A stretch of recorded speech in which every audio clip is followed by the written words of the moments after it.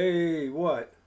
We got a damn good show today. We do? We do. Ew. 10-cent beer night. You just hiccuped. You gotta quit drinking that whiskey before 10-cent beer night. PolymerCityRecords.com, Akron, Ohio. Every Wednesday, at least for a couple more. And then we'll talk about that some other time. No, we're not going to be done for good or anything to the extreme, but we're making changes at Polymer City Records. So we'll be here till at least the end of the month. We're going to do our NFL draft thing, and then we're going to probably take a break. We're going to take a break? Take a break, you know, and they're moving stuff and all that kind of, you know. That's for the future, though. You have to deal with us all the rest of the Wednesdays this month. 7:30 to 9:30 p.m. Eastern Time here at PolymerCityRecords.com. I'm Seth. I'm Bob. All right, Bob. Well, it's been good news all day today for Cleveland sports. You had the great game last night, extra innings. Cleveland brings home the win. We'll talk about that in a sec. Jared Allen and Larry Nance Jr. are back on the court today. Unfortunately, Colin Sexton's going to take a game off.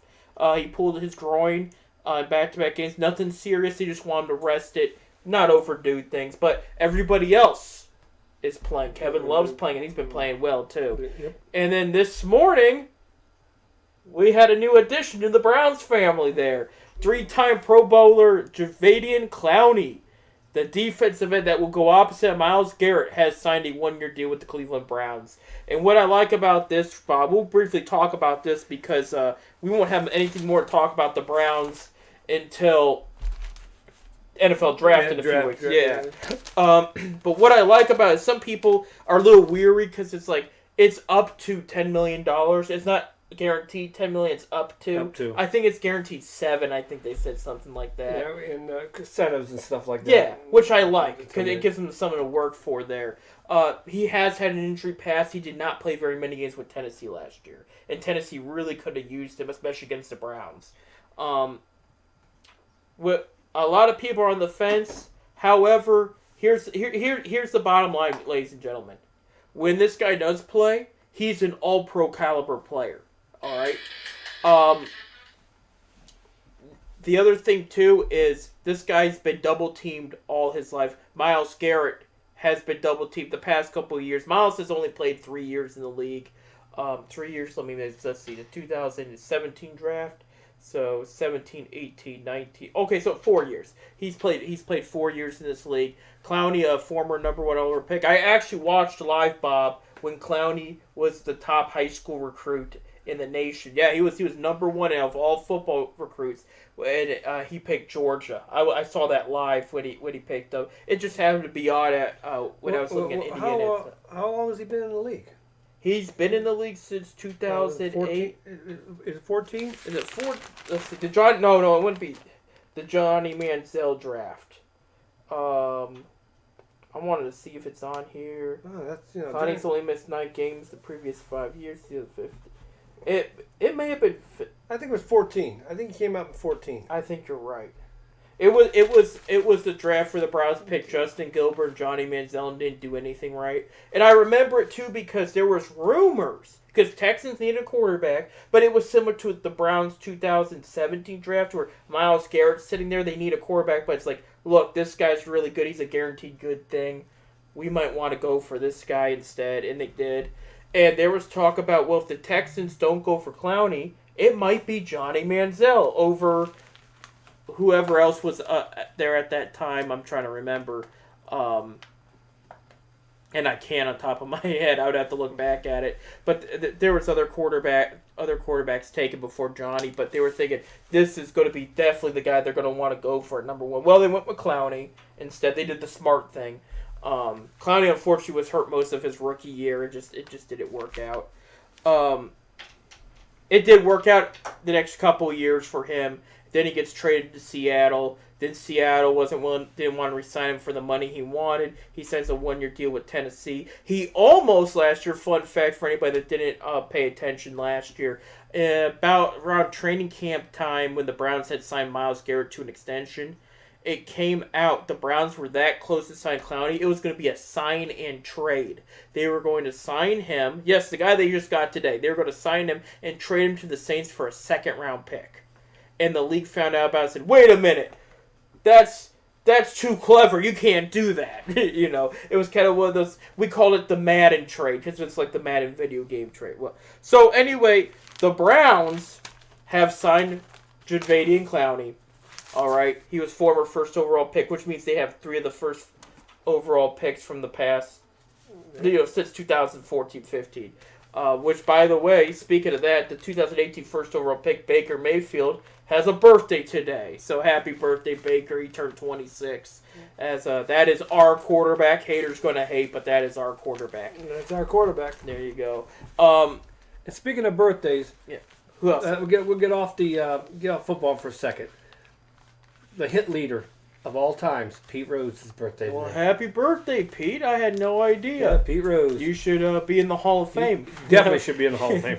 For that one. We'll always defend you here, Pete. Hey, Manfred, give him a birthday present. Put him in the Hall. Yeah, really. You do something right. You've done things wrong for, I was going to say this month, but it's been longer than this month, but we won't go there. Just real briefly, just a little more football, and then we'll get to our current sports, because the Cavs are playing right now as we speak. Indians play at 8 o'clock in Chicago. No, but what I like about this, what the Browns have done in this offseason, Bob, is, this is a defensive-loaded draft. They are expected to go heavy defense going into it.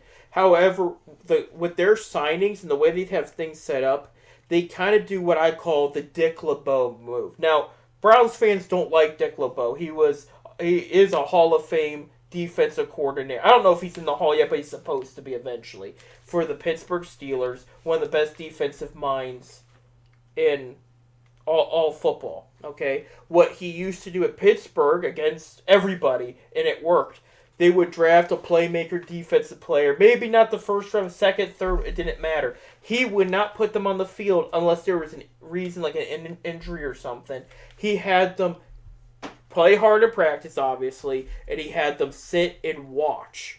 And he put the veterans out. Now, statistically, the veterans are going to make less mistakes out there than the rookie. And that was part of it, too. You were looking to go to the playoffs, you're looking to win, and, you have this young, healthier player, that hasn't been knocked around yet out there, but at the same time, they're still learning the kinks to the game. All right, Browns are going into the next season.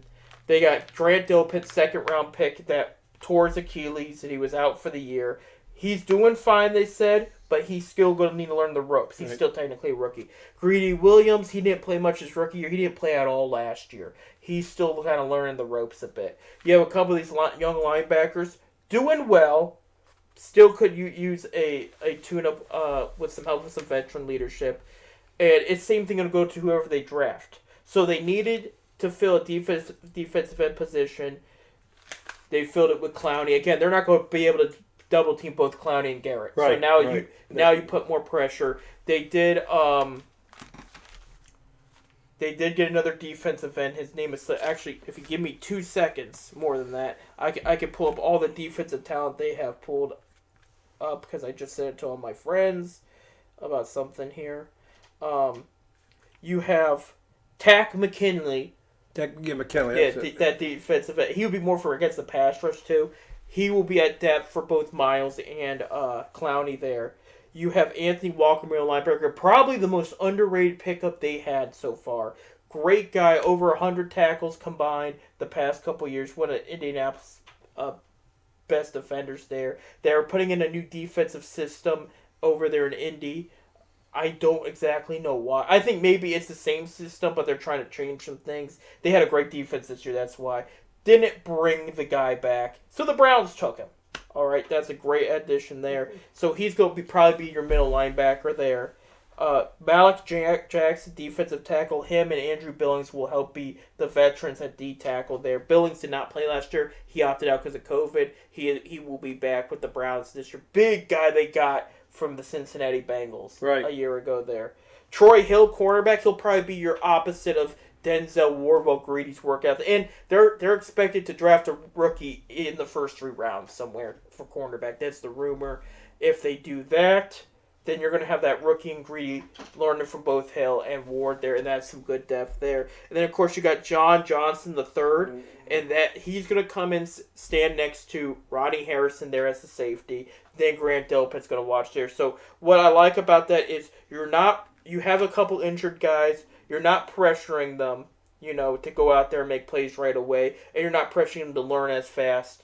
So you have these vets here that can make plays right away and win you games, and that's the idea. Oh, they're going to win some games this year. Oh, they are going to win some games, but we need everybody healthy, and if everybody's healthy, they're going to play some great football. They really are, and that includes Odell Beckham Jr. He will be a Brown. Mark my words. We used to always joke, in Cleveland, wait till next year. But you know what? I can't wait till this year now. We can't. We can't. We can't. This is going to be a good year. There's a lot of analysts now saying, and it's a little bit jumping the gun. They still have to have a good draft. Power rating, we're fourth. Yeah, we're fourth now. Fourth in the power rating. Some think now we're a Super Bowl threat because of the signing today. Now again, Clowney has an injury past. When he plays, he does very, very well. So I'm not going to jump on the Super Bowl thing, but I trust Stefanski. I trust Barry. I want to see them have another great draft. We're still learning more what they brought the first draft, but it's Rome wasn't built in a day, so right. it's going to be a process. But we ended on a good note last year, just falling short to the Chiefs there in the second round, to the AFC semifinals, I should say. But we beat our rival back-to-back times and really made some noise. And we were 11-5 in the season. I mean, there's a lot to like it last year. But that we'll talk more Browns in the coming up for the draft. I will mention, because it goes to a non-profit, the news that came out yesterday. Running back Nick Chubb, who's rumored to have an extension soon with the Browns, will probably happen after the draft, like Myles Garrett did last year. He will have Chubb Crunch cereal available this fall. I guess it's going to taste like Captain Crunch. No, Cinnamon Crunch. Cinnamon Crunch. Cinnamon, it's not Captain Crunch. Yeah. I like both, so it doesn't matter to me. I'll try it. Pulling it up here. Let's see. It goes to a good organization. It goes to Sudden Infant Death Syndrome organization. He had a nephew that unfortunately died from SIDS. And he wants to give back to a non-profit organization that's going to help with that, research and finding out how to kind of prevent it in the future for babies. I did see that. Where was it going to be sold? Well, mostly it's going to be online through the Heinen's. The Heinen's supermarket is going to carry it later on in the year. Yeah. But as of right now, you can order it online through. There's a marketing firm. Mentioned that there. Yeah. But Heinen's supermarkets in Cleveland, a big supermarket in Cleveland, they'll be having and I'll go up and get a box. Yeah. I'll go up and get a box just to support. I might get two, one to try it and then one to keep it, for souvenir and whatnot. But that's the Browns for now. Let me give you a Cavs update. We're going to talk Cavs real quick. Cavaliers overall play well. And I got to give them credit. Real quick. And the sad thing about it, they're still in it. They're still in it. They're still in the playoff hunt. 35-26. They're leading the Hornets tonight right now. And Hornets are in the playoff hunt as well. There you go. Again, no Colin Sexton tonight. He's going to have some time off. But Jared Allen and Larry Nance Jr. are back. Leading them in points right now is Darius Garland with 11. Kevin Love with 10 points. 5 rebounds for Love. And actually leading in assists, Kevin Love with 3. So Love said he wanted to make some noise, so here they go. Graham for the Hornets only has scored 6 points. Graham had a good game last year, Bob, when we saw the Hornets in Cleveland. Cleveland's actually in Charlotte tonight, but if you can remember that game there, that was an interesting game. I also will take back. I don't think Windler's back yet. That's the other player that isn't back yet. He's had some shoulder issues, but yeah, the game I was talking about, the Cavs went back to back, and then without Colin Sexton, Darius Garland last second. That's right. This is the second game in a row Sexton's missed. They were supposed to go up. They went up against the New Orleans Pelicans. Now, Pelicans have had their number the past couple years. They've beat them up pretty badly. They come out. They fall short. They do lose the lead at the time, but they gave those guys a ride for their money. I mean, I think they lost by 8. But how hard and tough they played without Garland, without Sexton, without Jared Allen, and without Larry Nance. 4 out of their top 5 players. And they gave them a ride for them. That just shows you this team is growing in all kinds of places. And it's a young team. It is. We got a couple veterans, but it's a young team. Right, and the vets, not on this team, but Jimmy Butler and a couple other superstars are raving about Isaac Okoro. They like this guy a lot. They think the Cavs got a diamond in the rough. Is what I want to say.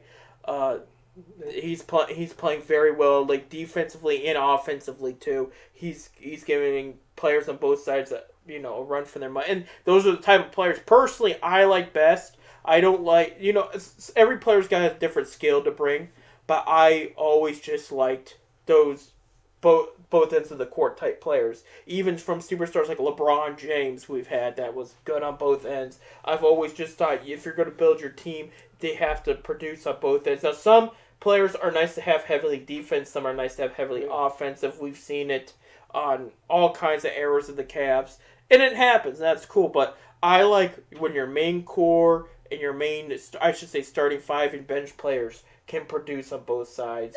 Another guy would be Larry Nance Jr. when he gets the ball offensively, and his shooting has gotten so much better. Defensively, we know you don't want to go up against him.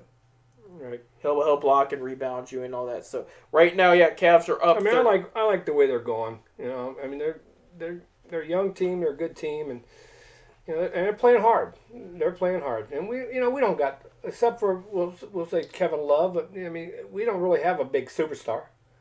No, not anymore. Not anymore. Yeah, it was at the beginning of this year. Drummond was that guy, but we all know that story. But it's nice to see Matthew Dellavedova back and doing stuff with the guys. I did just get, if you want to hear some Cavs breaking news that just happened, they're playing right now, but a report has surfaced.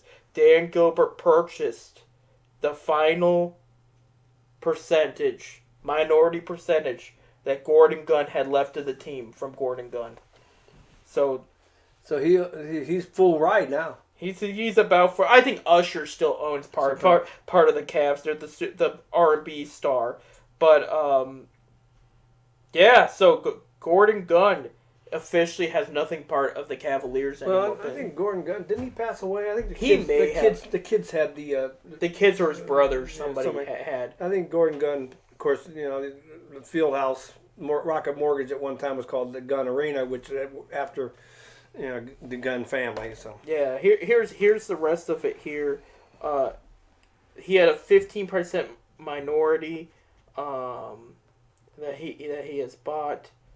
Gordon was dedicated care and leader. So they said a lot of good things. Their 81-year-old Gunn and his brother George bought the Cavaliers in 1983 from Ted Stepien. Ted Stepien. There was a class for $20 million. 59-year-old Gilbert has been recovering from a stroke after 2 years. Supposedly he's been in Florida this whole time. I want to look at because it didn't say he passed. I think one of them's passed. I think. There you go. He's still alive. He's 81 years old. Yeah, but his brother. The brothers owned it. The brothers. Gordon's still alive. So George was the other one then. Let me see if maybe I'm wrong. I know I want him. A lot of people have died these days. You kind of lose track. Yeah, George died in 2013. Yeah, I knew he was because he was one of the owners. The Gunn brothers owned it. Was at one time the full owners of the Cavaliers before Gilbert took the reins. Right. And he owned movies, I guess. Who? George Gunn. They're showing up on. I don't know. I guess something to it. Anyway, let's real quick, Bob. Well, the Cavaliers are still playing before the Indians start playing. Let's talk about last night's Indians game, which was a ride. One of the best games I ever seen, and I watched the whole thing. From first to 10th inning. Beaver pitched beautiful. Of course, what's his name? Giolito pitched a great game. It's the kind of games I like. I like pitching duels. All right, two great pitchers. Of course, Giolito went out in the 8th inning. He had a 3-hitter going into the 8th. Beaver went 9 innings, got a 3-hitter going in. I mean, Beaver had 11 strikeouts. 11 strikeouts, and I think Giolito had 8. Yeah. But it was a great pitching. I love those kind of games. Yeah. I'm for the 1-0, 2-0 game, 2-1 games. That's me. I'm a traditionalist. All right. Cleveland wins 2-0 in 10 innings, even with the guy on second base rule right there. Karinchak almost looked like he kind of scared us there at the end, but no, he came through, and he got. I think it's his first career save, maybe not. Maybe he had one or two last year, but. They keep switching the closers rule, because Clay's played back-to-back games. They gave Karinchak this one. But yeah, Bieber gave the bullpen a pretty good rest because, he pitched 9 innings and Karinchak did the 10th. So Indians hit in a couple. Cleveland's leading the majors right now, going 7 innings. I mean, their starters are going 6-7 innings. And that's what they're saying is Bieber. He doesn't care about records. He cares about wins, which is a great thing to have when you're a professional sports team. And as much as he does like strikeouts, he said his goal this year was to pitch more innings. He wanted to manage his pitches where he got more outs than strikeouts, and he wasn't wearing himself as much. Last night we saw it. He went to about 113 pitches in 9 innings, but he went into the 9th inning with 86, 87 pitches, so that's why they were comfortable. He went in the 9th with that. His first 3 games, Bieber's first 3 games, he's got 35 strikeouts. Right. There's only 2 other pitchers in all of baseball history that has more than 35 strikeouts after the first 3 games of their career. I think I know it. Nolan Ryan has 37, and Garrett Cole has 36. Garrett Cole's on there. Yeah, 2018. I thought it was going to be Randy Johnson because Randy's name's all the way up on those. Those are the 2. Of course, Beaver set the Indians' career record at 35. Right. But in 1974, Nolan Ryan had 37 in first 3 games, and in 2018, Cole had 36. Yeah, Garrett Cole is a very good pitcher as well. Yeah, but when I see those Bieber rankings about like strikeouts at the beginning of the season, you always see Nolan Ryan, of course. Randy Johnson shows up. That's why I thought it was Randy. The other one, and we got to give credit to him, and I know he hasn't had a great start this year, but Corey Kluber, when he was with the Indians, also had his name on a couple records too there. It's been a great start for the pitching staff as a whole, not just Bieber. The starting, McKenzie, he gave up 1 3-run home run. Other than that, he pitched real well. There's some kinks he needs to work out, but he's young. He's young. Yeah, but he's got some good stuff. And the thing I want viewers to understand, this White Sox team is a great team. They are from both ends, from pitching and hitting. I was not mad at Indians hitting yesterday because their pitching is also that good. Their pitching. It's got to be in the top 5 in all baseball. I've told people my opinion when it came to this division. I thought it was going to be more between Chicago and Cleveland just because how much they were alike. And then, of course, tonight you got Cody Allen. I'm pretty sure it's Cody Allen going against the guy that was supposed to open the series. It would be Plesac. Plesac going tonight. Cody Allen retired. Yeah. He's kind of a closer. Against the guy that was supposed to open the series. The first game. I could pull that up. I can't think of it. Kershaw? Not Clayton Kershaw. No, not Clayton. If they traded for Clayton Kershaw, I'm going to be very mad. I can't think of his name. They almost traded for Clevenger. That almost happened. Yeah, look it up there. I'm pretty sure he was supposed to be the series opener, first game, and he had a stomach virus. Carlos Rendon. Is it Rodon? He'll take on Carlos. Yeah. And by the way, the Indians do very well against Carlos Rodon. Like that's he'll strike out a decent amount of them, but then they'll hit off it. They'll hit real well off of him. But yeah. Late Plesac tonight. That's right. And Plesac, he's done a fine job. Though I can't think of one guy in the bullpen. Shaw's had a great start too. There's your veteran coming in there. There you go. Yeah, I almost said Quintana. That's not right. Quintrell. Quintrell. He's done well. All the 3 Wickred's got shaky at times, but he usually has a game or 2 like that. I like Wickred a lot. The one that scares me, and he's good, is Clase. Class A. Yeah. Something like that. Oh yeah, he throws a 100-mile-an-hour fastball, but he gets a little wild at times. Yeah. But most of he had one shaky appearance. The other ones have been pretty good. But he's done great too. Yeah, Of course, he missed the whole season last year because of a little problem he had. Yeah, some PEDs and whatnot. Yeah, like juicing up. They did add a veteran today. They have signed catcher Ron Rivera to a minor league deal, and they said he is going to be the insurance after the scare with Roberto Perez last night. If you didn't see it, I guess there was a side mix-up, and he was thinking fastball, and Karinchak threw a curve, and it hit him right in the bare. Yeah, he was thinking of a high fastball, and literally Perez raised up. Right. Because getting ready for the pitch, he raised up, and all of a sudden the pitch came down, and the ball hit him in the hand. Right. His throwing hand. Yeah. And they was out there looking at it, but he was okay. But yeah, Still a stinger, though. You got to be careful up there. In case you have Austin Hedges there as backup, but in case one of them goes down, Rivera is going to come up and be the insurance. They don't want to rush Bo Naylor, I don't think. They want him to get as much time in playing time down there in AAA. Trouble with where he hasn't started yet. Right. And they don't want to rush him. They don't want to use that. I'm sure there's business sides to it, but Ron Rivera's had a solid career as good career. Not great, but good. Yeah. He's good. He'd be a good backup. Right, better than most. You know what I mean? Like you look at how many players have tried to make it in the major leagues, and he's been around since 2004. He's been around for a while. At least 15 years. 2004 probably. Yeah. Speaking of that, congratulations to Cardinals Yadier Molina for setting the new record. 2,000 games behind the plate for one club. That's incredible. That's incredible. Anytime you're 2,000 games behind the plate as a catcher. Right. Well, this is his second record broken because was it 18 straight opening days? Opening days. Yeah, that's the record too. He broke too. 2,000. The poor guy ain't gonna have no knees when he gets sit on that money. That's why. Yeah, as you said earlier. That's I'll tell you what. He's gonna have all these women just rubbing his knees, and he'll sit being there. An old catcher, I know what he's going through, man.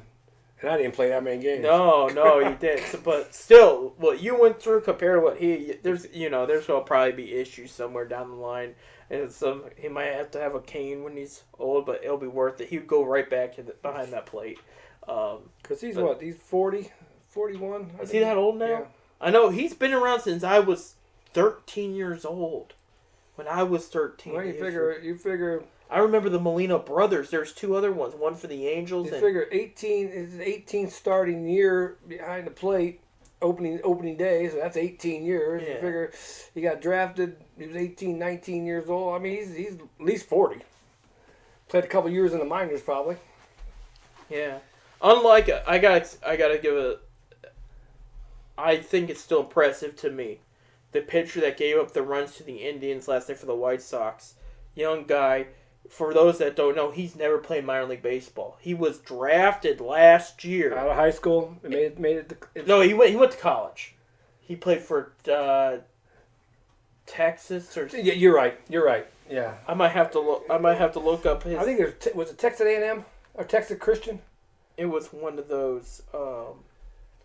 he never seen a day in the minors. Yeah, there was injuries to the White Sox last year, and they said, you know what, this guy already throws 100. Why not bring him up? You know, that was kind of their attitude, and so he played last year too. I'm trying to get the game up from yesterday. Here we go, because I want to get his name because it was a very interesting story there. Crotchet was what it was. He did go to Ocean Springs High School. Yeah, I'm pulling up his info now. Born in '99, so soon you're gonna have the 2,000 players, which a lot of them are in the process of, for baseball, I should say. Here's a quick question for you, Bob. Who was the first 2,000 born player in the NBA to play? I don't know. Darius Garland.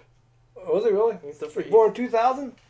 Yeah, you're going to start seeing it. Yeah, wow, you're going to see it. This 2021, you're born 2000, you're 21 years of age. You're gonna be, man, I'll tell you, I'm getting old. I'm getting old. He enrolled at Tennessee. He played for the Volunteers. The Volunteers. Yeah, Tennessee played for Volunteers. This is a Garrett Crotchet there, lefty. He was originally, I think, drafted by Texas out of high school for the Rangers there. No, by the Brewers. I thought he got drafted in high school. There's one more before we go back to the Indians. There's one more football thing I want to talk about real quick because of Tennessee. Congrats to Ohio State legend Eddie George for being the new head coach at Tennessee State. He's taking over there. I didn't know. You didn't hear that? No, there's more. There's more to it too. He hired his offensive coordinator this morning. His new offensive coordinator, and finally, I've said he needs to go in the college ranks, and he finally is. Hugh Jackson will be the offensive coordinator for Tennessee State. All right. So we'll quit here talking about the Browns now that he has a job. So I've said in all seriousness, I've said for years before he even got the Browns job, this guy would do a great job in the college ranks. Now it's his chance. I think that once I think he'll be a good college coach. He'll go do the offensive coordinator down there, and then he'll end up getting a college job somewhere. Speaking of college jobs, ex Kent State coach Stan Heath, who took the Kent State to the Elite Eight in 2004. Yeah, he became the new head coach at Eastern Michigan in the MAC. Really? So he's back in the MAC. He's back in the MAC. That's some interesting. And Eastern Michigan needed a shake-up in that program. In basketball. There you go. Yeah, he left Arkansas. He went to Arkansas, and then last year he was at I got it here. Yeah, look it up there. Yeah. While he's at it, also speaking of Kent State, a quick shout out to Kent State alum Julian Edelman on his retirement from the NFL. Great player, played 12 years for the New England Patriots, won a couple Super Bowls, went to a couple Pro Bowls and all that, had a fantastic career. But once again, what blows my mind, Tom Brady outlives another former teammate of his. And because this guy only played 12 years, and Brady's played how long? He's still playing there. But I think he started in 1920 when the NFL was formed. It seems like it. Well, anyway, Stan Heath coached at Arkansas and South Florida, but the last 5 years he was with the Orlando Magic G League team. He was their coach. Oh, was he there? So he's at Eastern Michigan, back in the MAC. That's going to, and I'm going. In all seriousness, I am going to take that as a team to circle for in the MAC going forward because next year so, but in a couple of years, we know what this guy's capable of doing. We've seen John Gross's return to the MAC and what the damage he's done to other MAC teams. Yeah. Thankfully, it's on the good guys now, but it's. Yeah, it's going to be a little bit of a shake-up there for the MAC, so hopefully we'll have Christian Lauren Jackson back next year, and we could also shake up the MAC and take it away from Ohio there. So you should have seen a quick story here, maybe Mid-American Conference fans would like this one. I know Bob's going to like this one. I was delivering some food around, I stopped at this Applebee's here, and it was like MAC Central. You had a coach from Ball State present. You had a guy associated with Toledo there, and then you had an Ohio kid walk in, and we just started talking. Like I said, I'm not going to repeat the language I said, but I said, all these MAC mother in here, and it's none of the teams I like. And they thought it was funny, though. But we started talking MAC, sports, and, of course, the Ohio kid was very proud of what his team did and everything. And, Toledo's got some great programs going in both basketball and football. They're doing well. Kareem Hunt of the Browns could tell you that. And then, Ball State finds a way in to make an appearance. Maybe not in football, but in basketball. They find a way to mix it. Well, they had a good football team a few years ago from there. They were ranked over there. They have a couple good prospects late rounds that show up, offensive linemen or something like that. But no, the MAC, I see it slowly getting better in all kinds of things. In all sports. Yeah. All sports. Soccer, it's still a big deal there. Akron U's playing pretty well right now. I know Columbus Crew is starting up again this month. A new stadium will not be ready until June. Right. But that looks very sharp as well. So they're going to defend the title with former Akron coach Caleb Porter, who has now won an NCAA championship, and 2 MLS championships. The guy's good. I think we can just admit that right now. He knows what he's doing. So go Crew. That's the Ohio soccer team. But you know what? You're talking about the MAC. The MAC don't get the recognition it should get. No, but I think that the turnaround's happening. I honestly do. I mean, from top to bottom in the MAC, anybody can beat anybody on a given day. Right. You know, right.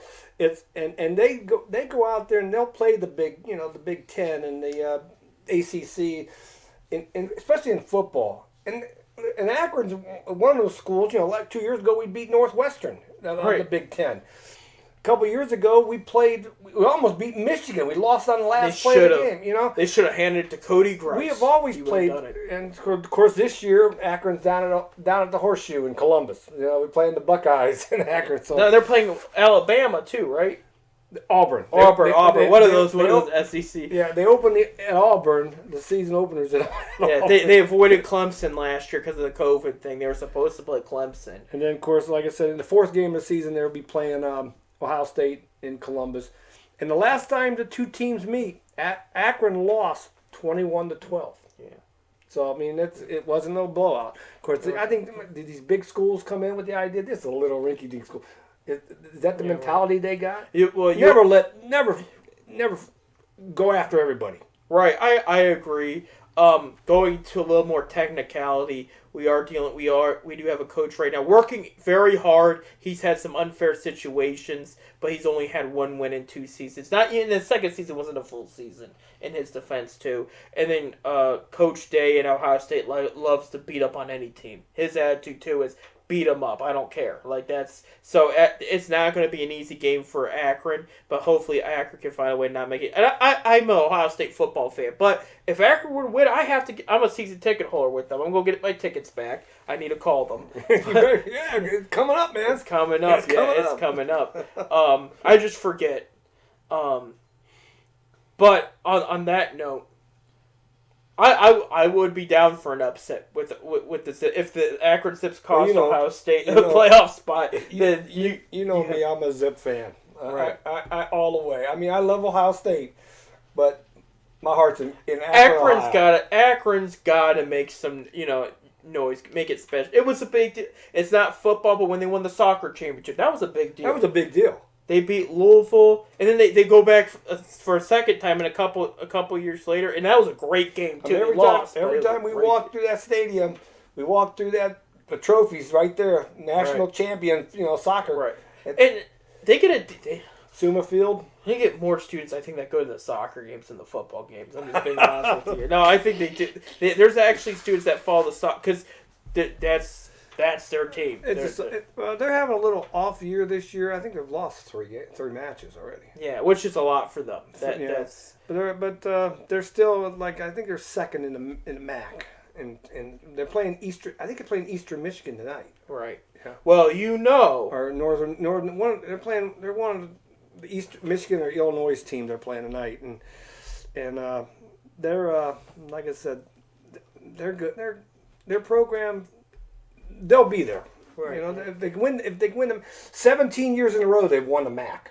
Right. 17 years in a row. You want to talk about MAC and recognition? You know that tonight somebody's going up against a tough MAC component. Yeah. Do you know that? Tonight? No, who's going up against?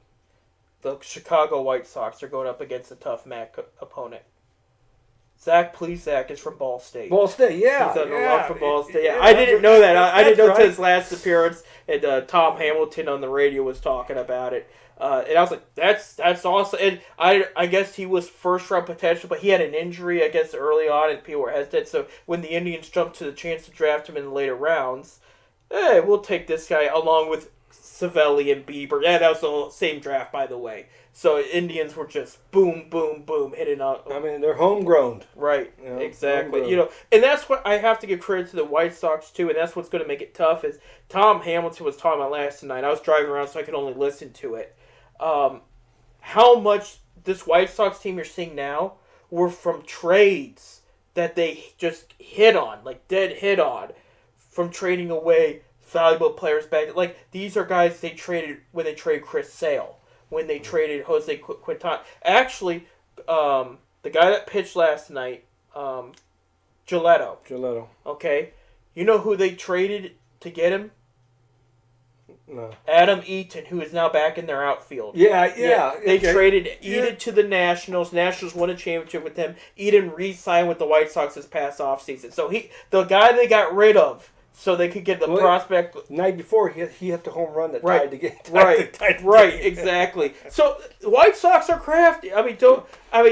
I've been watching them, and they keep getting better and better. And trust me, in a way, I don't like it, but it's going to have these teams want to compete. Not everybody wants to let the Indians roll to division championships all the time. But this is and I'm not writing off the Twins for the record. I've always said I thought the Twins needed a little more on both sides before we could automatically throw them in first or second place. But though I said the White Sox would be the biggest threat.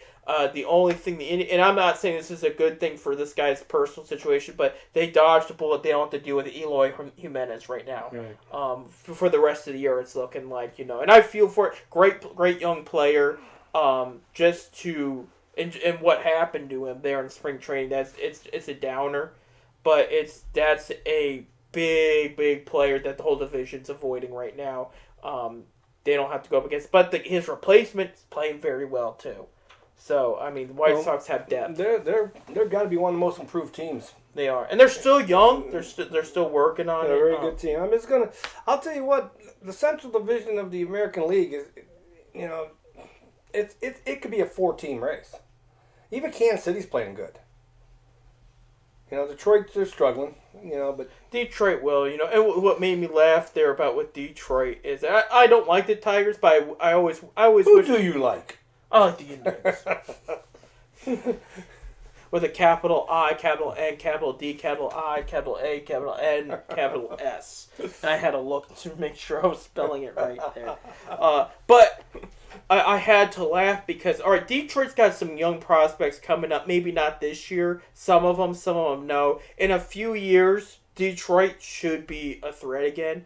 But I had to laugh because I was like, AJ Hinch is in that dugout, not realizing the mess he has to deal with, and he can't cheat his way out of this one. Like, I was like, he's got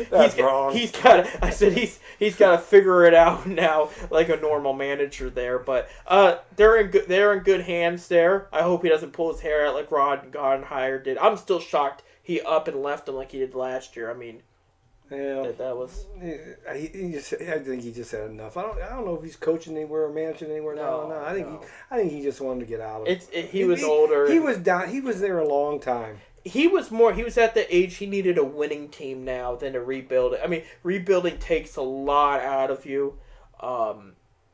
That's it's kind of like, this is a weird comparison, but I always said former Cavs coach Byron Scott was underrated. The reason it didn't work out here at Cleveland was, one, they couldn't give him enough help, and then two, he wasn't a rebuilding coach. Right. You look at his history when he's with the Nets and his success, they were a ready to win now team. They were stacked.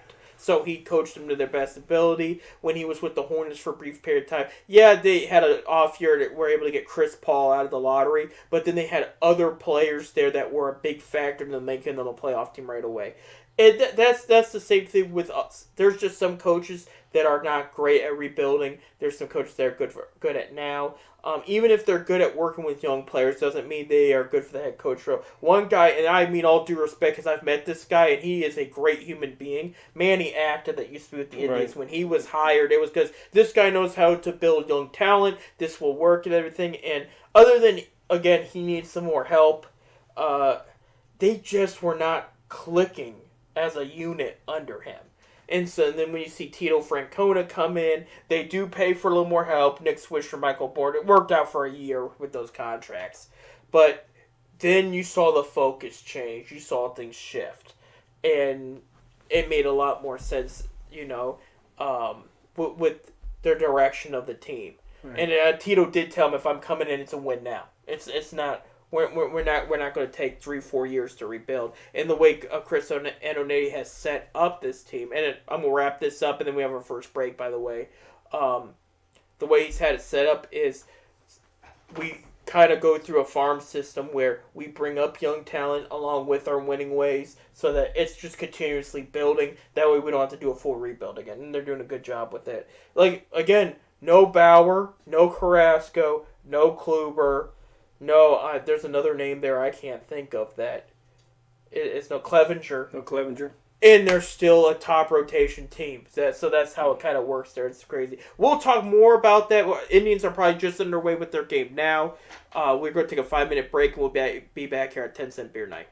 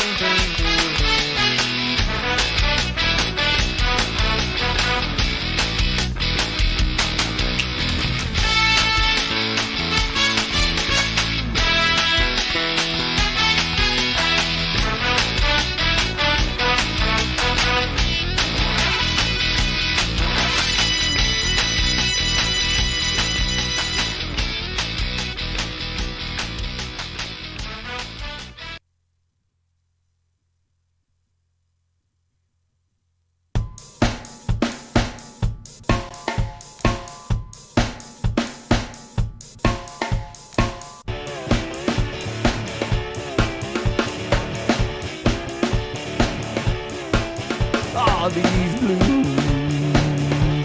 This morning the blues walked in like a man.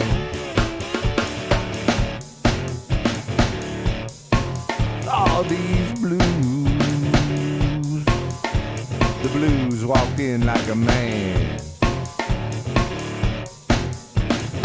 Worried blues.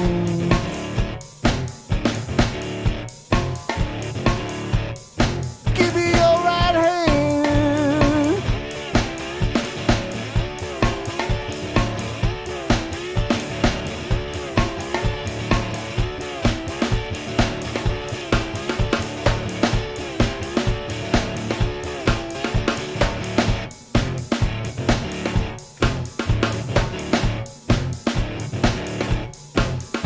Oh, the blues is a low down and a shaking chill. Yes, preach it now. If you ain't never had 'em, I hope you never will.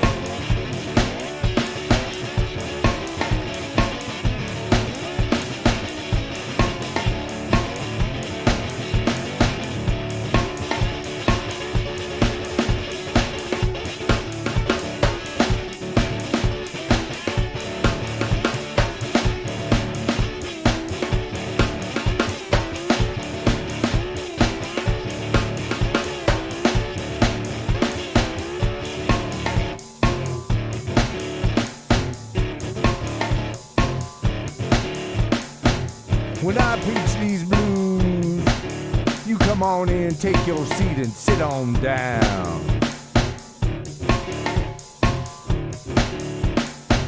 When I preach these blues, you come on in, take your seat and sit on down.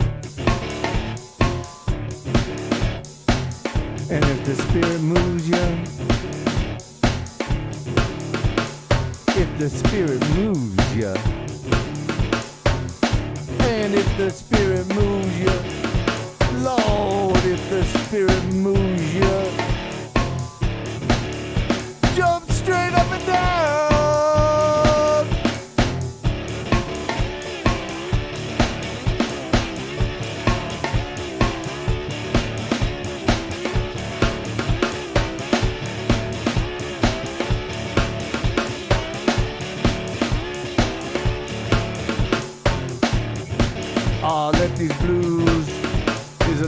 down and an aching heart disease. Yeah, these blues is a low down and an aching old heart disease. Like consumption, killing me by degrees. I can study the rain, oh, I drive my blues away. I've been studying the rain, I'm gonna drive my blues away. Going out to the distillery, gonna stay out there all day. Up jump the devil.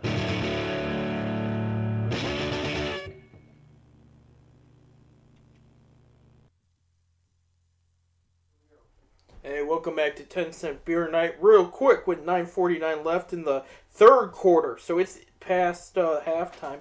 52-44, Cavaliers lead. 15 points for Darius Garland, 3 assists. 10 points for Kevin Love, 6 rebounds. For the Hornets, real quick, 12 points for Terry Rozier. He also has 5 rebounds, so they lead that. It's already the third quarter up there in New Orleans for the Cavaliers. It's kind of crazy. They started at 7. So that Third quarter? yeah, it's already the third quarter, midway through. Hour and 20 minutes? Yeah, it's going by fast. Damn. At the bottom of the first, no score between the Indians and the White Sox.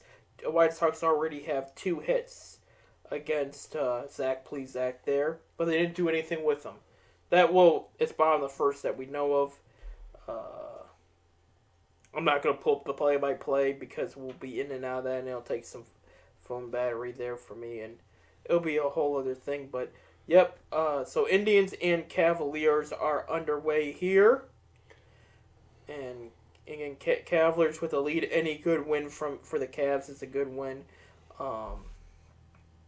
And of course, all this talk about Javadian, Clowney, and then the Cavaliers and stuff is taken away also from the Indians are in first place right now. I know it's a young season right now. Hey, if you would have said at the start of this season, as we're right now, the Indians were in first place and the Reds are in first place, I would have said you're nuts. Yeah. So yeah, Reds have been playing some good baseball too, especially offensively there. Offensively, they're hitting the ball. They're hitting the ball well there. Hey, Vanderbilt's Scottie Pittman Jr. is declared for the draft. There you go. I did hear some stuff about that. We'll see if he. But he also got that he could go back to Vandy if. Right. Yeah. His situation reminds me of Tim Hardaway Jr., where it's like they could be a solid player, but they're not going to live up to expectations like Dad and all that. With juniors, it's like you never know.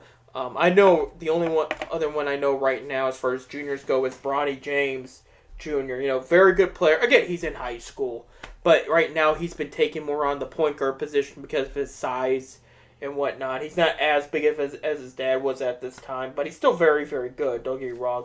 And he's got the handles and everything. He can pass like his dad, like without a problem there.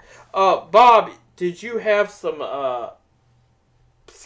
baseball prospects you wanted to go over? Yeah, we'll do it in a little bit. We'll do it in a little bit. Okay, I wasn't sure when you wanted to do it. I just didn't want to forget like I did last week. The Buffalo teams in the NHL and the NFL was got the okay to go full attendance at their games.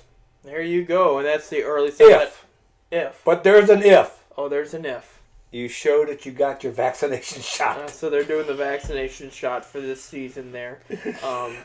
So there's no limit. You can as many can go as long as you got your little card saying I got my shot. I was seeing something interesting. Personally to me, I think that's wrong. I think it's a little silly too. But and people might go, but it's like, look, if you're not sick, okay, and you're paying to go to the game, and you have the vaccination, what are you worried about? If you got the shot, right, I should have to worry. Right, you ain't gonna get it from me. Right. Unless your shot doesn't work, and I'm protected from you. Right. That's what I was seeing. They were talking about. That's the traveling about it, and I didn't know there was a musician I follow, band that travels a lot in Europe, and they said I guess the yellow fever is a thing. I don't think we get it over here. We don't get it In anymore. certain spots overseas, they still get it, so they have to have the yellow fever shot. And for years, they have had to show the yellow fever shot card when they're in that spring. I forget what era in Europe it is, honestly. They have to show their yellow fever card. So they said, look, we've done it like this. It's not a big deal. Da da da. My thing is, what if you lose the card? You're like, hey, I honestly did. My thing is, and talking about my health conditions. Yeah. They don't want me to get the shot, Right. Because of my health, so I'm screwed. Right. If they open up, you can't do nothing. I can't fly. I can't go to ball game. What am I going to do? What can I do? That's wrong. You know. Well, and I did see, and I think there's going to be exceptions because one example is NFL came out and said yesterday, as far as coaches go and people that work directly with the players, they said mandatory shot unless for religious reasons or medical. Yeah, they got that here. All office staff in the NFL, all coaches, everybody that has anything to do with the organization has to have a shot, unless Right. it's health or the religious part of it. Right. I did see that, and but I got some health issues. And my doctor pretty much says he's not recommending me to get the shot. Right. Well, could he just write out an excuse note? I'm sure he could, but but are you going to want to sit next to me knowing I didn't get the shot? I really don't care. I've been around people since. But there are people out there that's going to be there. Well, for people watching to understand, we're not saying there's not a virus. There is one. I'm just saying I've been around people literally since day one. I just saw somebody recently that travels for their job, has been around 14 states and all these people, and and their kid's been in and out of the hospital, and I mean, I has not been scared about it. I mean, I never got the vaccination. I never did. I've been around 4 people that I know. I never got it. I've been tested twice.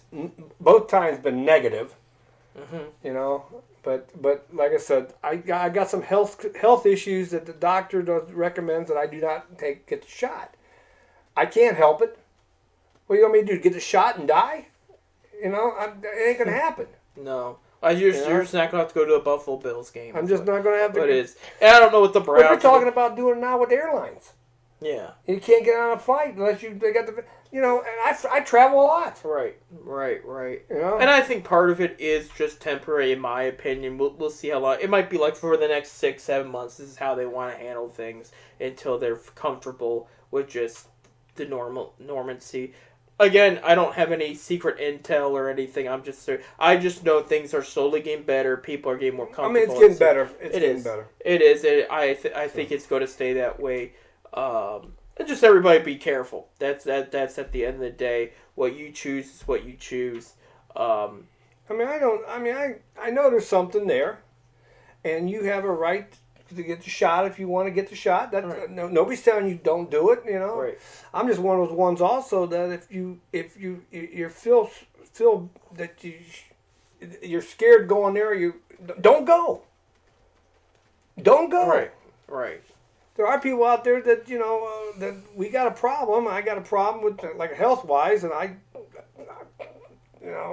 I'm gonna go against my doctor and get it just because you want me to have it to do something.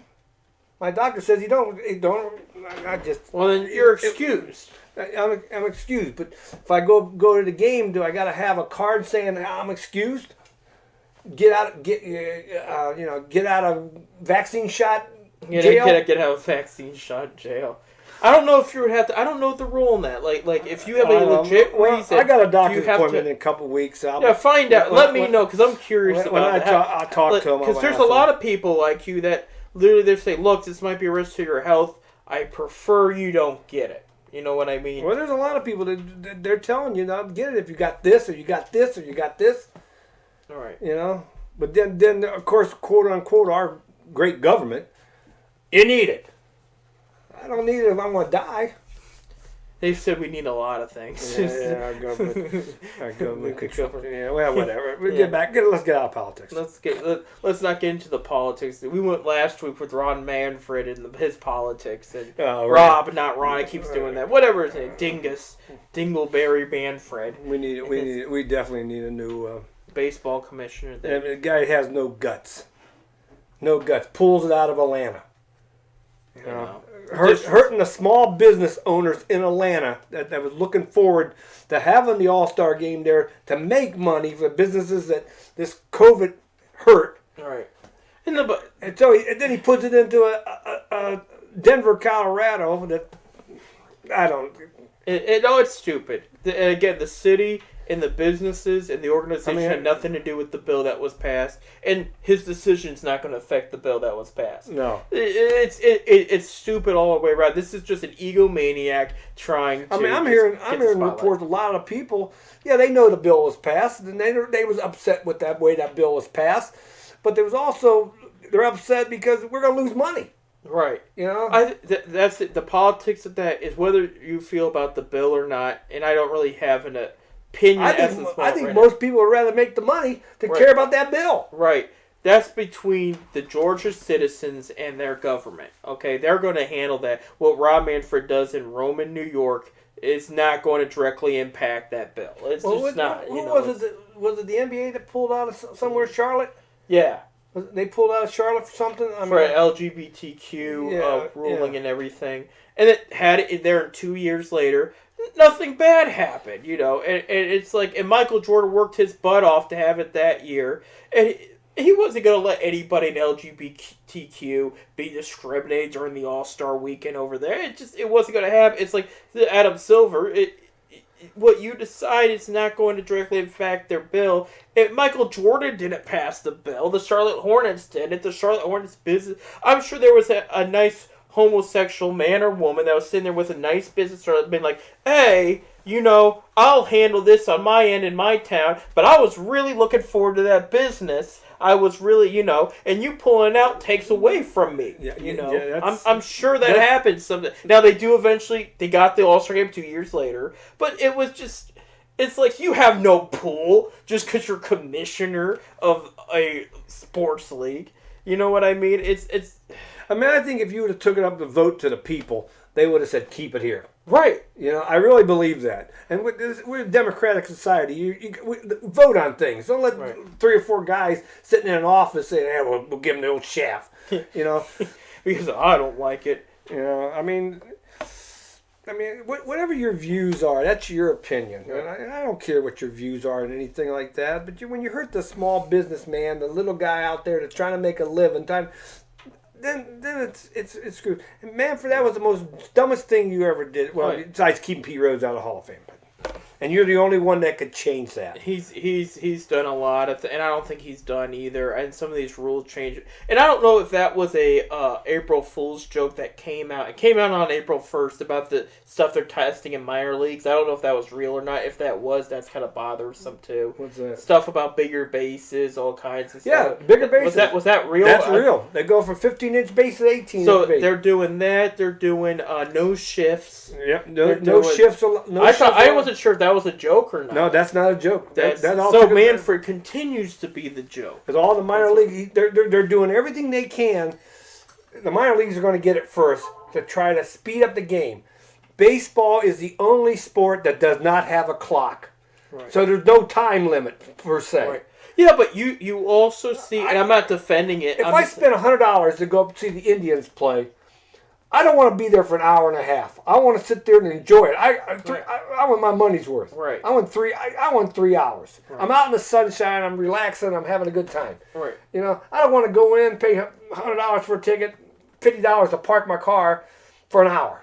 Right. I quit speeding the games up and play the ball. Play it like it is. And what kills me is they say that he's got this job because he's the owner's type of commissioner. If I'm an owner, I'm mad at him. I say, first of all, if I'm the Atlanta owner, I want him gone. Right who was the commissioner before him? Seeley. Seeley, yeah. But of course, Seeley was a commissioner. He owned the Milwaukee Brewers. Yeah. So was he an owner's commissioner? I guess. But I bring it up because if I'm a owner, I'm like, well, I don't care how long the game is. I want people to go out and buy food. I want them to go buy drinks. If it goes into extra innings, I want them to buy caffeine. I want to make money off of this. You speed up the game, then they get out sooner, and I don't make the money. So then I'm looking at this guy like, hey, prick, I want my money, especially after what happened in 2020. How about we quit, what's it? Micromanaging the game like this. You let Americans pass the beat, and I understand there are some changes that were just like, for one, I'm still on the fence of the new extra innings rule. The Indians had to deal with it again last night. However, there was last year there was a game it was an Indians game because it was Tom Hamilton and Rosie talking about it, and they made a good point. They're like, you know what? At first I didn't like this, but now I'm warming up to it. And they said part of it is too, you don't have to blow up your whole pitching staff, your whole bullpen for one game. You know what? I'm starting to feel that way myself. At first, I didn't like it because it's not, to me it's slow pitch softball rules. Right. Slow pitch softball does that in extra right. innings. But I'm beginning to like it. I do know that you can pretty much bank on it. The next year, both leagues will have DHs. That might happen. No, Tom was ripping on that last night. He said, I can't believe it's 2021 and the National doesn't have a DH. I was like, well, you're that came out of nowhere. That was brought up late last night on one of the sports talk shows that has been discussed. And they seemed like they liked it last year when they used it. You know, they let the DH nationally use it last year. You're going to see it next year. Right. The one thing I did notice looking at last night's stats, I did like, we talked about that Crotchet pitcher for the White Sox. The run that was given up that started on second, he was not charged with. So they are changing that this year. Yeah. The second run, I think, was technically an error, so it was unearned. So they didn't charge any pitcher with that. But I did like that because it was like, it's weird. It's like, okay, you got to give somebody the loss, but don't charge him the run if the league put him on there. You know what I mean? But at the same time, like I was saying, they're not blowing up the pitching staff. Well, I'm to tell you the truth, I'm beginning to like it. Okay, I am beginning to like it. I just still think it's kind of weird, right? Because you just ain't used to it, you know. Well, you were talking about speeding up the game. Another example is, we go to see some of these Cannon Charge games, and they're testing out the shot thing, which would speed up an NBA game. It really would. And what the shot thing, for people that don't know, is if they have, let's say they get fouled at the 3-pointer and they get a 3-point shot. And I'm not talking about they make the shot. They get 3 shots. Instead, it's one shot. Yeah, one shot for 3 points, and same with 2-shotters. 2 shots, so that puts more pressure. And in the NBA, they don't make their free throws like they should. Even some of these guards, it's when we was growing up, and of course I never played ball or basketball, but just the three front throw. I mean, that was you wanted to make the free throw. Right. These guys just don't see.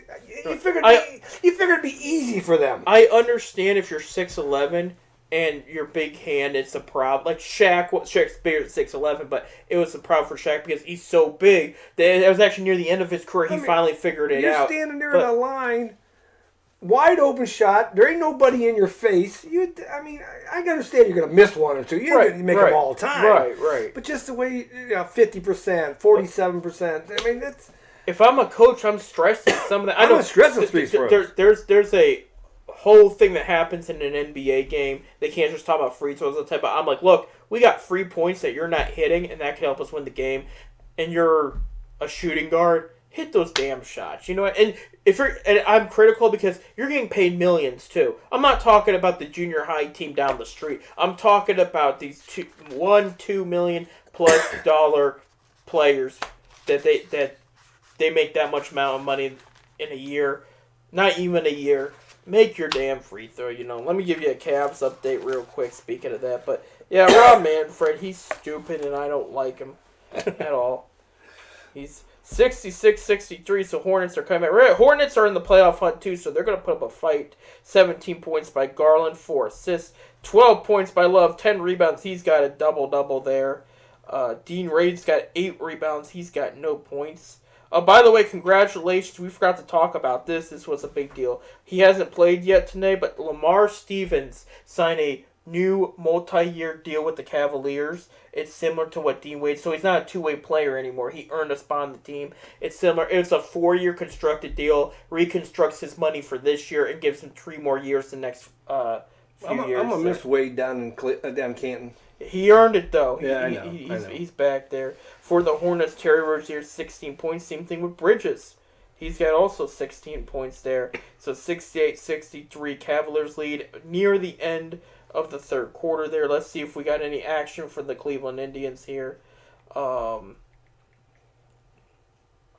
that up Should there. be about the second inning. Yeah, it's the second inning now. Oh.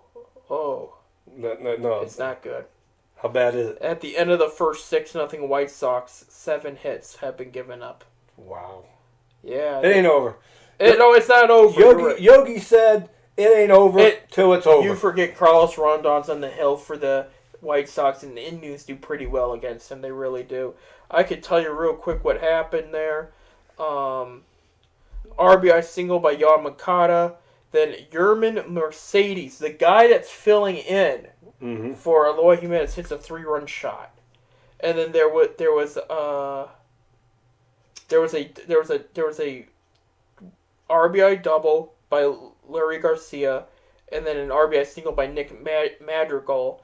Nick Madrigal missed most of spring training. He's the starting second base for the White Sox, and he's picked it up still after missing almost all spring training. So it's 6-0 White Sox. That's not a good thing right there. But again, it's early, and again, Indians have only had one inning against Carlos Rondon, and they can make the best out of it. But Zach Plesac having a rare bad game there. You know, and they're not perfect. It's going to happen. Yeah. It's still early and whatnot. So, but we'll see what happens. They got a whole game. Okay, we got a couple more birthdays that we didn't talk about. And both of them were born in 1966. No, it's been a while. So they're kids. Okay, they're kids. Hall of Famer Greg Maddux. There you go. And of course, ex-Indian, of course, played most of his career in Atlanta, David Justice. Remember David? I can't believe he's that old now. Yeah, that's David Justice, former left fielder for the Indians, their all-star. And in 1969 was the very first baseball game ever played out of this country.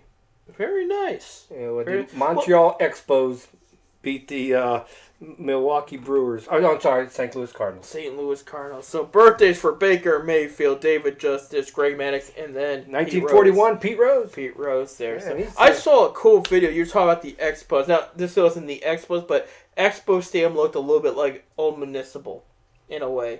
Expos Stadium was Old Jerry Park. They call it Jerry Park. And I saw this... Jerry Park there. I saw this cool video. It was highlight reels of Manny Ramirez's early career with the Indians and his first game at Municipal Stadium. And, you know, we've been talking about the whole race debate with the Indians' name. You have this whole thing with Yu Chang, which I think things were wrong, but it was a very small percentage. Not saying it doesn't count. He should not be called names for what he did. First of all, you know, that's not his normal position. Right. First base is not his normal. I mean, and second of all, they shouldn't. Nobody should. Idiots did that. Right. You know. Right. You don't discriminate because of your Asian or you're black or you're white, even white. Right. You know. Right. You don't discriminate on that. Right. And you, such a good, sweet guy. From what I've gathered, everything said. And he tweeted back a couple of those tweets. He got a couple tweets, you know, saying, you know, because, you know, we have some problem right now with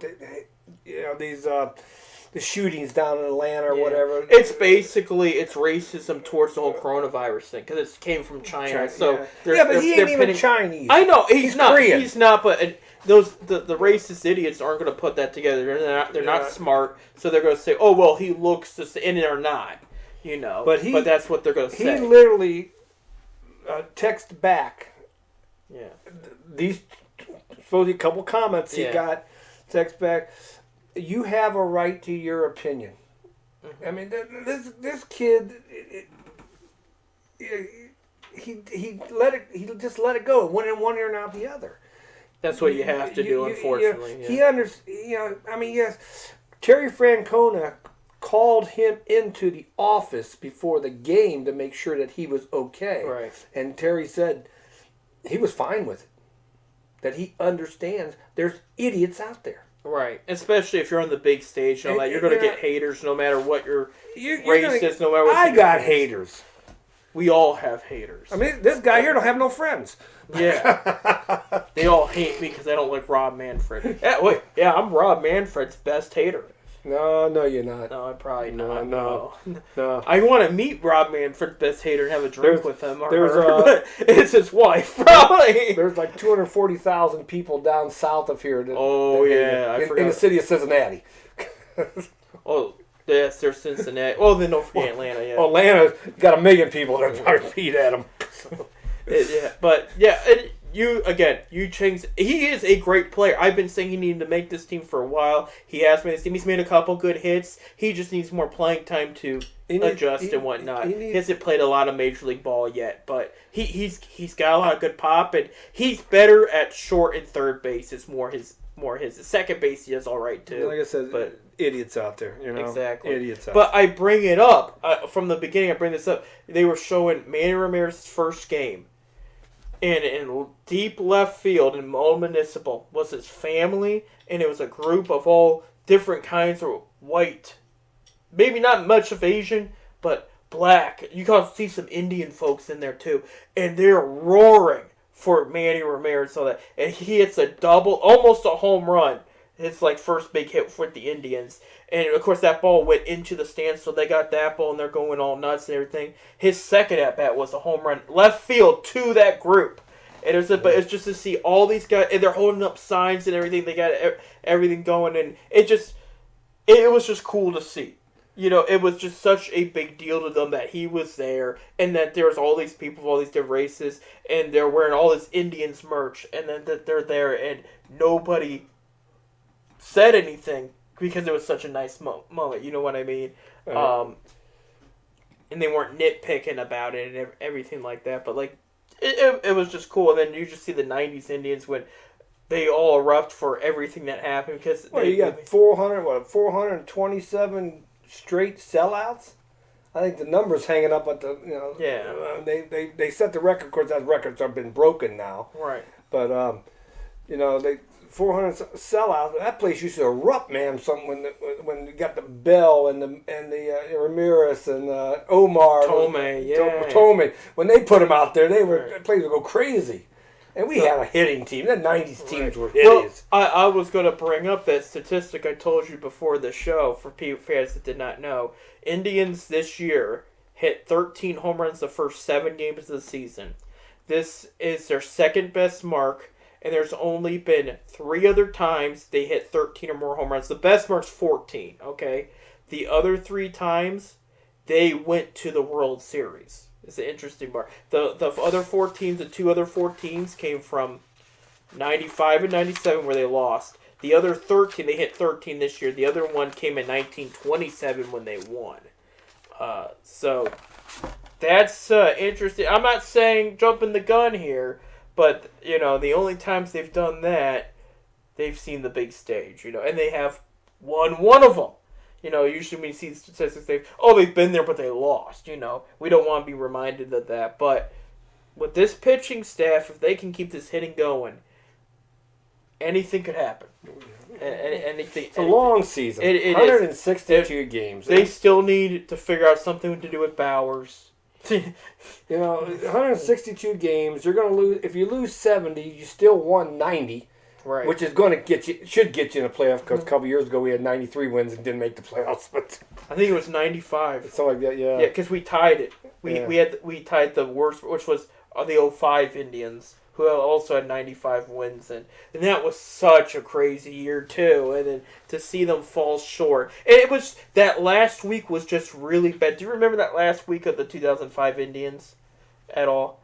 They went up against the Royals, and the White Sox were a AAA team at that time because they had already clinched. The White Sox were already set, so they wanted to rest players, and they could not pick up a win. And then the one win they could have had, Grady Sizemore dropped the ball in center field, a regular pop-up, and he never did that. He was a Gold Glove center fielder.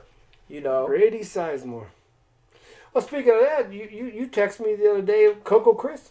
Yes, yesterday, Mahoney Valley Scrappers that used to be Cleveland Indians single A team. They're now a MLB draft team. Draft team, yes. Yeah, and it's kind of a Midwestern league there with Virginia, West Virginia, Pennsylvania, Indiana, and all that. And these are the kids that are all that are eligible for the draft.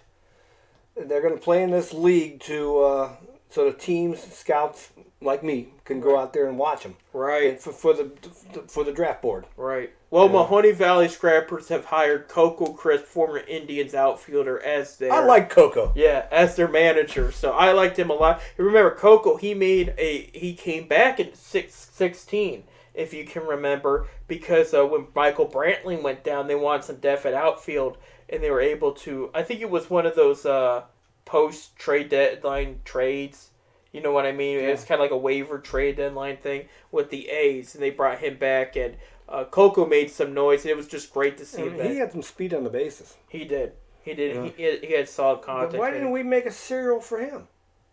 I don't know. That would have been a perfect. Well, if you can remember, Bob, they kind of let him go a little earlier than they thought they would, because he was part of that Andy Marte trade.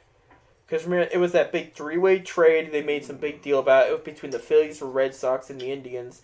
And the Red Sox acquired from the Atlanta Braves this top prospect called Andy Marte, and who did not pan out well for the Indians. And God bless him too. By the way, he's no longer with us. He died in a car accident a few years ago, so he's been gone. Him and Luis Valbuena, those two gone too young, after their time in Cleveland. But yeah, Coco and David Risky went to the Red Sox. Indians got back Arthur Rhodes, the lefty. He was solid veteran. Andy Marte and Jason Michaels, outfielder who could hit against, like Jordan Luplow. He was a power hitter against lefties. He feasted on that. And Phillies got back. The Indians got back another reliever too. Guillermo Mota was his name, I think. He was okay. And I forget who Phillies got back in the deal. But I could look it up. Speaking of Luplow,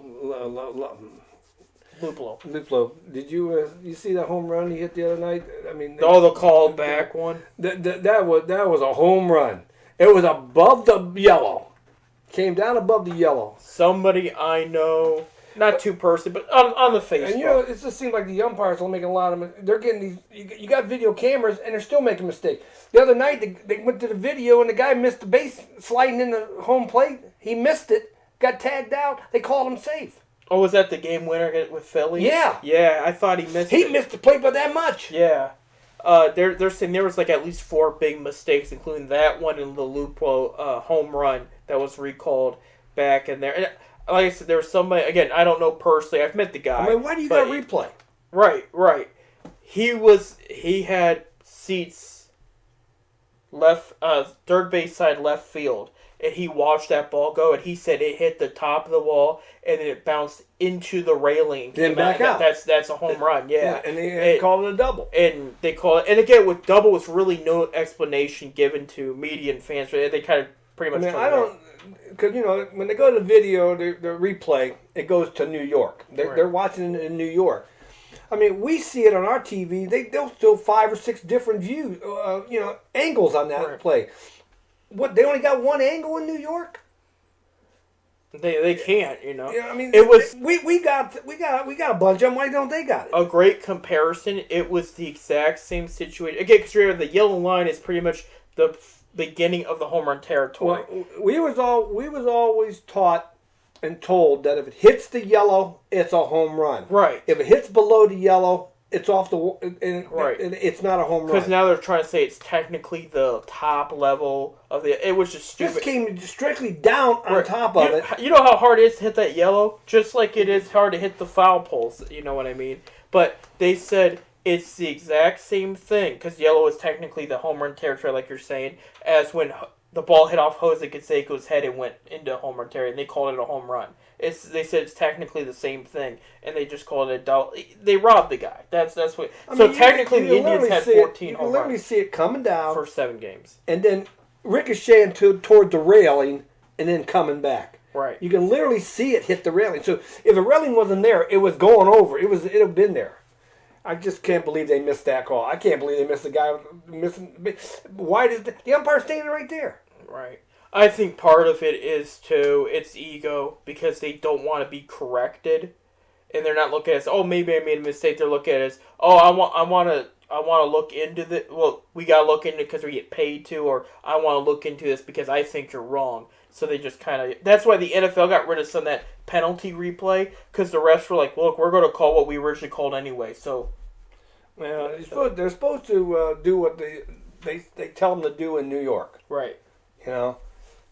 Supposedly. We got to take our last break. So we got to take one more break. When we come back, we'll have a Cavs and Indians update for you. Hopefully Indians do better. Hopefully Cavs pull out this win. We'll be right back, guys, at PolymerCityRecords.com.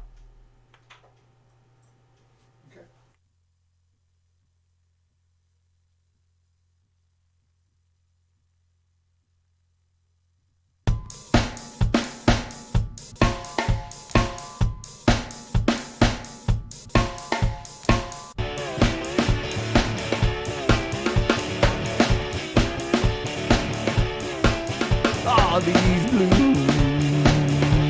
This morning the blues walked in like a man.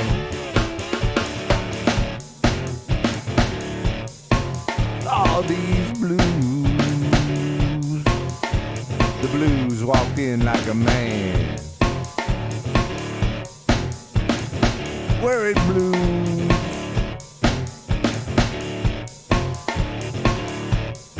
Give me your right hand.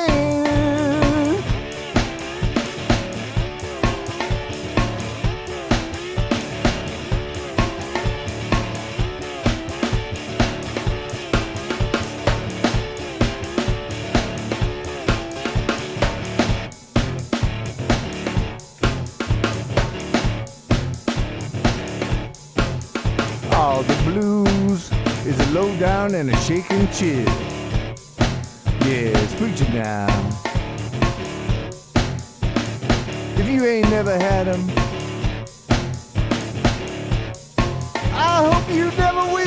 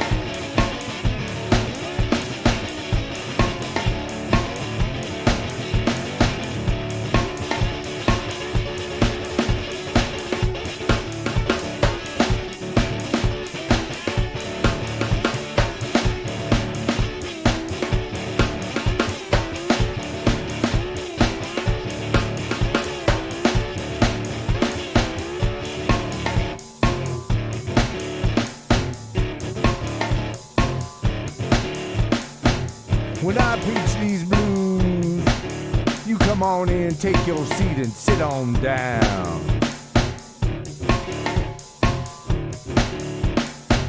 When I preach these blues, you come on in, take your seat and sit on down.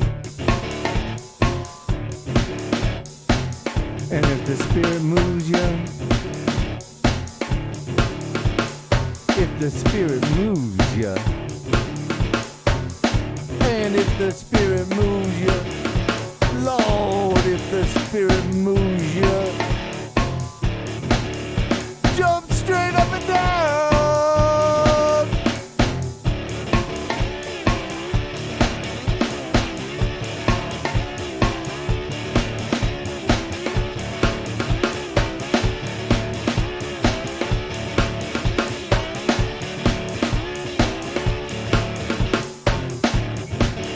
Let these blues is a low down in an aching heart disease. Yeah, these blues is a low down in an aching old heart disease. Like consumption, killing me by degrees. I can study the rain, oh, I drive my blues away. I've been studying the rain, I'm gonna drive my blues away. Going out to the distillery, gonna stay out there all day. Up jump the devil!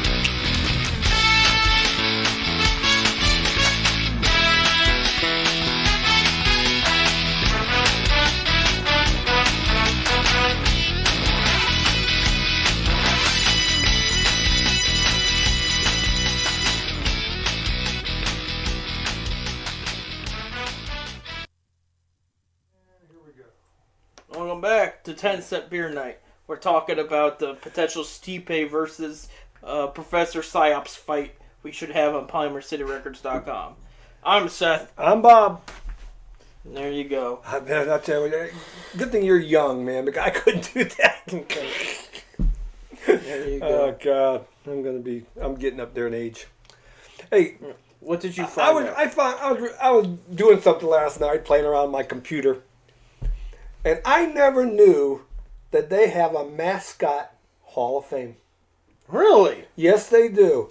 Started in 2006 in Whiting, Indiana. Well, who else in there? Well, in 2007, Brutus was put in there. Brutus was put into the mascot Hall of Fame. Anyway, 2021, they're taking nominations. We need to nominate Zippy. All right? Because Zippy's not in there. Well, first of all, you got Aldi, who is Auburn's mascot. You got Benny the Bull, which is the Chicago Bulls mascot. You got Big Red, which is Western Kentucky. You got Blue, which is the Indianapolis Colts. You got Boomer, which is the Indiana Pacers. Indiana just took all their mascots and put it in this Hall of Fame. Then, of course, you got Brutus. Brutus was put in 2007. I think I said 2006, but 2007. You got Rocky, which is Wisconsin. Rocky. You got Clutch, the Bear, which is the Houston Rockets. There you go. You got the Coyote, which is San Antonio Spurs. You got the Gorilla, the Phoenix Suns. How would they got a gorilla? They do. He's a fun guy. You got Jazz Bear, the Utah Jazz. You got KC Wolf, the Kansas City Chiefs. You got Little Red, which is Nebraska. Most of them are college so far. Yeah, you got Mr. Met, the New York Mets. Yeah, he's a good one. You got the Nittany Lions, Penn State. You got the Oriole Bird, which is Baltimore Orioles. You got the Philly Fanatic, the Philadelphia Phillies. Because He's a fun one too. Yeah, he was the very first one ever put in there. So he is kind of crazy. You got Slugger, Kansas City Royals. You got Smokey, Tennessee.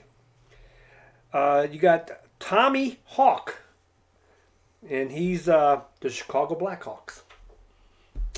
You got UD, which is Delaware University's mascot. And you got Yuppie, which is the Montreal Canadiens. They were the Montreal Expos before Expos left and went to Washington, D.C. years ago. Yeah. And the other one that was put in 2008, Slider. of the Cleveland Indians. Slider got in. He's in the Hall of Fame, the mascot Hall of That's, Fame. by the way, the Indians' mascot. Chief Law, who was never a mascot, he was a logo. Slider, I don't know what Slider is. What is he? He's this purple monster, like Sesame Street, kind of like Barney or Bernie or whatever. Yeah, Barney. Well, Barney's a dinosaur. Well, anyway, you can go on the mascot's website. It's mascothalloffame.org. You can go on there. There's a nomination. If you got a pro team, college team, high school. They're even taking high school mascots. If you got one like to nominate, they put them in there. Of course, Zippy won mascot of the year in 2005. How come he's not there? Well, it's a she, first of all. Well, yeah, that's right. She does have a pouch. Because she has a pouch, Yeah. yes. But the other question is, why isn't Orbit on there? Orbit, yeah. He's still around. He's still around. Is he still there? Yeah, I was Orbit when I was down there with the rubber dogs there. Yeah, he's... Yeah, if they put him in there, you could say you're in the Hall of Fame. I was in the Hall of Fame. Yeah, exactly. No, Orbit's still... Yes, it's Orbit, it's Webster, and... Is it...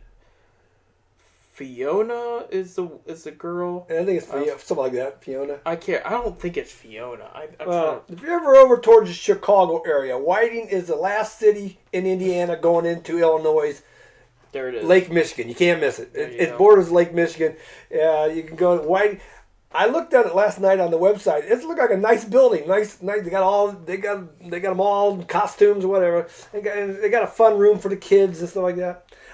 I never knew there was a mascot Hall of Fame. Right. I don't know how I found it. For some of the bigger ones, it's a good paid gig, I'll tell you that much. Not the ones I was, but still. 89-79 Cavaliers lead with 4:36 left to go. 17 points for Love and Garland. Garland's got 6 assists. Love's got 11 rebounds. Tyrion Prince has had 16 points as well. And it goofed up on me. Hold on. I did see it was 6-0 still White Sox over the Indians in the third inning. By the way, Plesac never got out of the first inning. They did turn over to the bullpen. So bad game from him. Hopefully they can find a way to bounce back. We'll see there. If we can come out of this series with a split, that's all you can ask for, especially with the division rivals. Didn't you have some prospect stuff to share I got a couple prospects. before we I didn't forget? bring my whole list because I didn't think we was going to do anything like that. Yeah. Well, you had stuff I forgot last week, so we're Yeah, going to do it. I left that stuff at home. It's in my other booklet. First, we'll go with some of the top 6 Ohio kids that are draft eligible. Right. All right. College kids. These are college kids. You got Joe Rock, left-handed pitcher from Ohio University. You got Evan Schulder, a left-handed pitcher from the University of Cincinnati. And I'm just saying kids that are that plays from All Ohio. lefties so far. You got right-handed pitcher Sam Bachman from the University of Miami of Ohio. 2 MAC kids so far. You got Seth Lonway, I guess I can pronounce it, left-handed pitcher out of Ohio State. He's one of their top. He's probably going to be State's a top. got a good program. Probably going to be a top five pick. And you got T.J. Brock, right-handed pitcher from Ohio State also. So you're probably going to have 2 Ohio State kids in the top 10. And then, of course, you got Luke Albright. He's a right-handed pitcher. Distant relative of me. When I seen that Albright name, I had to do some searching. Yeah. Albright's my grandma's side of Fritz's side of the family. Distant relative to me. He is from Indiana, lives outside of Indianapolis, Indiana, but he is a right-handed pitcher at Kent State University. Didn't know that. I'm distant cousins. There you go. Didn't know that. I have to go look. I have to go talk to him. Did you tell me it? Yeah. No, I haven't talked to him. I didn't go to Kent State games yet. They're pretty much already been looked at when they go south. We hit the smaller colleges. I was at Walsh University the other day. I was going to go down to see Malone play today because they played my University of Akron Zips today, but I didn't pick my car up till 4 o'clock out of the shop. It was in the shop, so I didn't get a chance to get down there to see him. So anyway, let's cover that. We do have 2 Ohio schools, local schools that are listed in the NCAA division rankings. Really? Yeah. Where do we find that here? I got it right here. I brought. Okay, man, I'm losing here, people. Where'd I put you? How are the Zips playing while you're looking? The Zips are not. They have lost, I think, 9 in a row. No, really. It's a rebuilding program. So. All right. In Division 3, Marietta is 18th, and Worcester College is 25th of the Ohio colleges. Division 3, Cal Lutheran, Randolph Macon, Benson, Trinity of Texas, and Chapman. They're the top 5. Division 2, you got Colorado Mesa, Linwood of Missouri, Lee of Tennessee, Central of Missouri, and West Texas A&M. And you notice how most of these teams are all down southwest. You know. Right.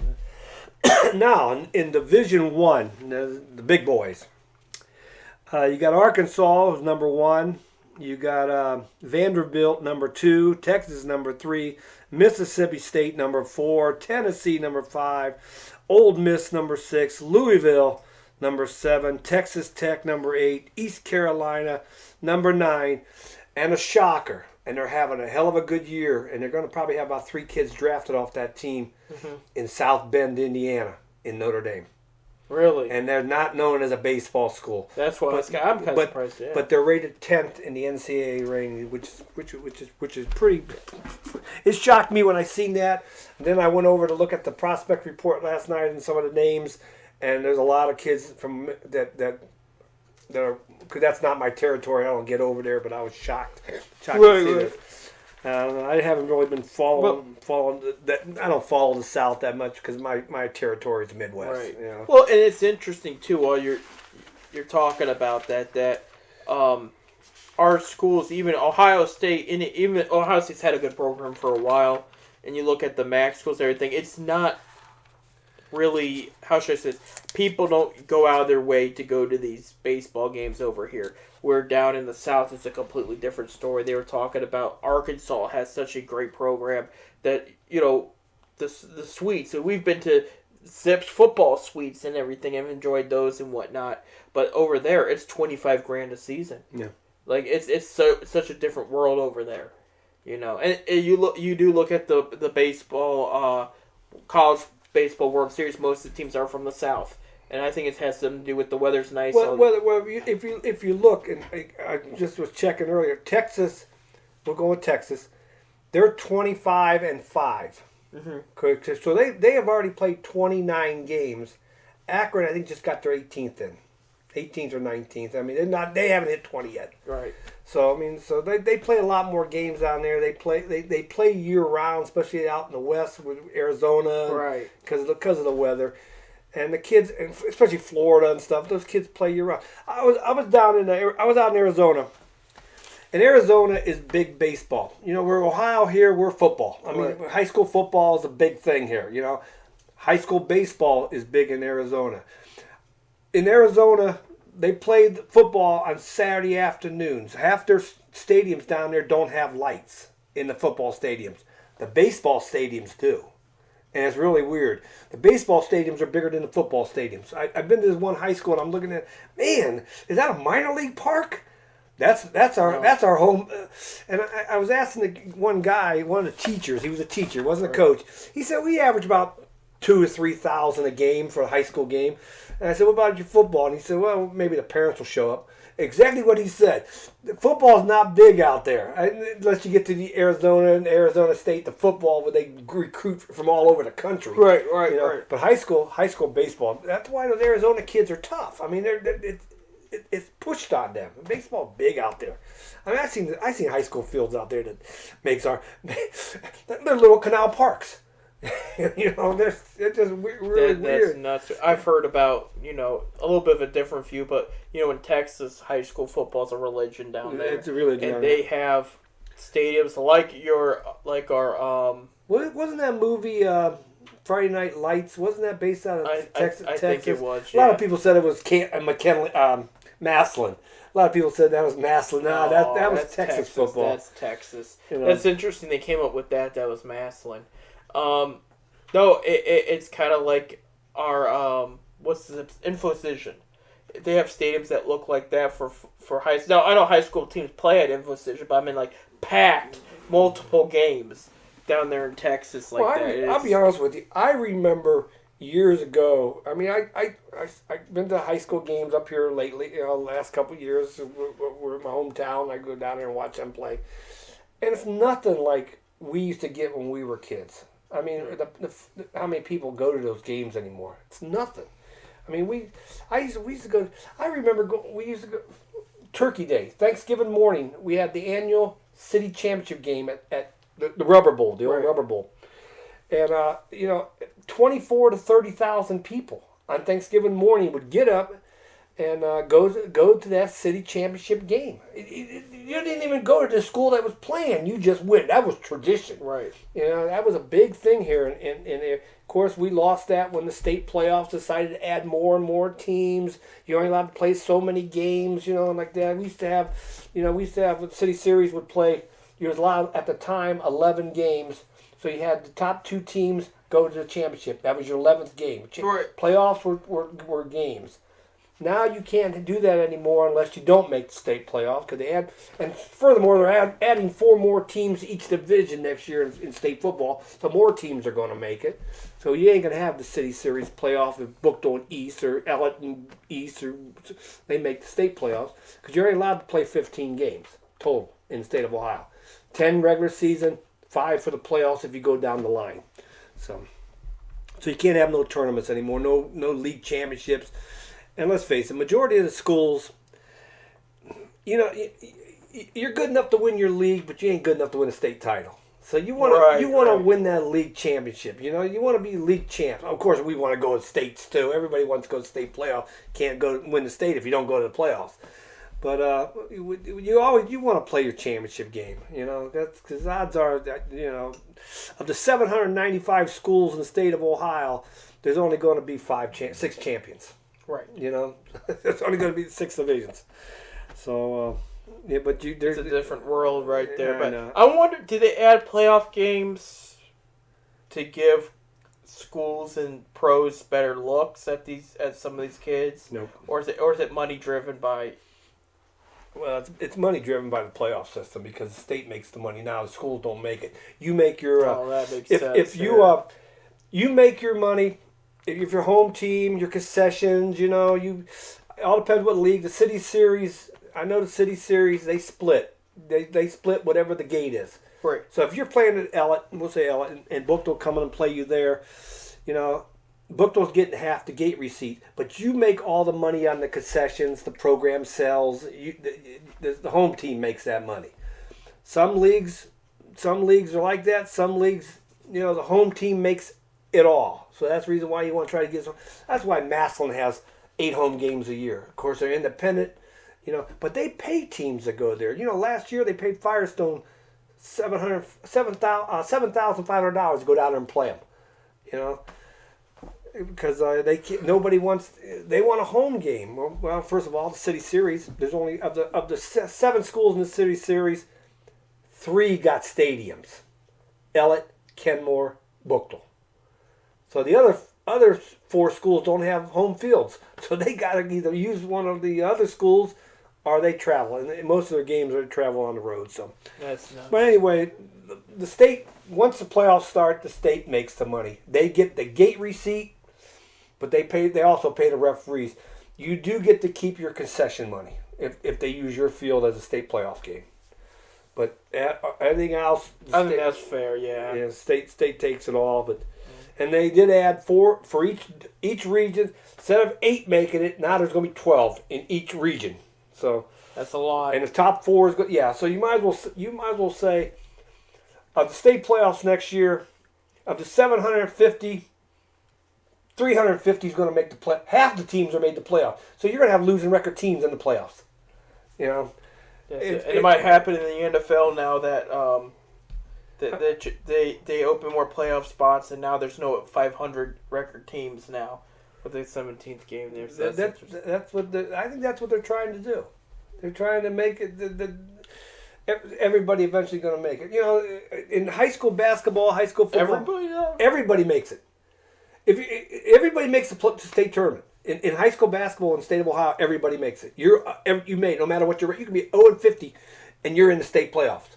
There you go. And that's what happened in 1946 with the Waterloo Vikings. They called them the Waterloo Wonders. They did not win a whole game all season. They won the state title. They won the tournament going through it. That's crazy. I didn't know that about Waterloo. They called them the Waterloo Wonders. There's the Waterloo Vikings then, but they called them the Wonders.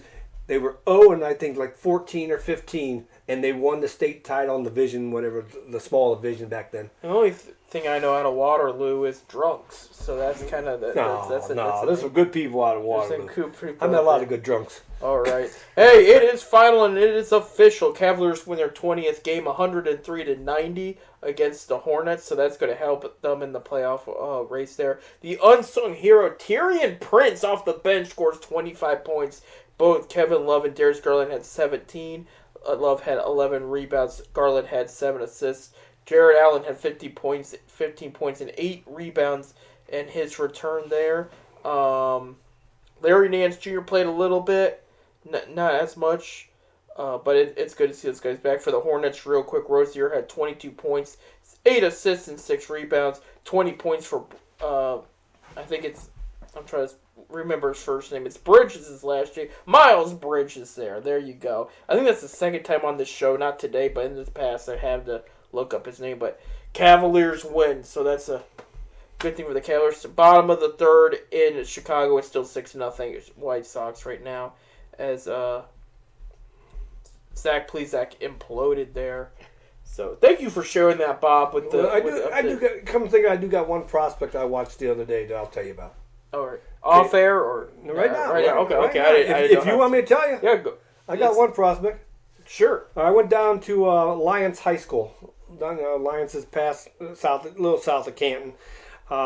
There's a kid down there named Garvin Bruni, Bruni. He's a 6'3", 205 left-handed pitcher. He is rated the number 1 prospect in Ohio, and he's also number 20 in the nation. So he's looked at seriously drafted by the pros. Well, he's gonna probably get drafted out of high school. He is committed to Ohio State. All right, when I was down there the other day, he's got his arm is long and loose with an advanced strength. Velocity continues to strengthen. His fastball sits at 94, 95 miles an hour, and this is a left-handed pitcher. I mean, everybody's all over him. All right. They love their lefties. He's got a curveball of 78 to 81, and then a changeup of 84 to 86. This kid is the real deal. If you get a chance, this is the kid. You go see this kid pitch. He pitches in all his league games. I'm sure if you go on the Alliance website, they'll get the schedule. He does. He's their number 1 pitcher in the league games. So if they're playing the league game, the first game is always the best pitcher. This kid is the real deal. So I mean, I went down there because they sent me down there to look at him, and I wrote him up a good report. But my stalker gun had him at 94, 95 miles an hour. He was hitting it consistently up until the 5th inning. He was still hitting it, and because when we put a gun on somebody, especially a pitcher, I'll put a gun on him most of the 1st inning. He's pitching. I won't put a gun on him on the 2nd inning, but I'll chart his balls and strikes. Right. 3rd inning, first 2 outs, I'll put the gun on him. 3rd out, I'll chart what he does to get that 3rd out. And then the 4th inning, I usually let it set unless I feel that they're going to be yanking him. But then the 5th inning, I'll put the gun on him. That's so we can see if he's tiring. Right. But he hit 94, 95 in the 1st inning, hit 94, 95 in the 5th inning. He wasn't tiring. He wasn't tiring. So this kid's a real deal. Like I said, he is committed to Ohio State, but I see him as he'll be drafted out of high school. And I do know we're one of the teams that are looking at him. Right. And I'm sure more are looking at him. I'm sure. I would be surprised if Cleveland. I was there. There were 17 of us.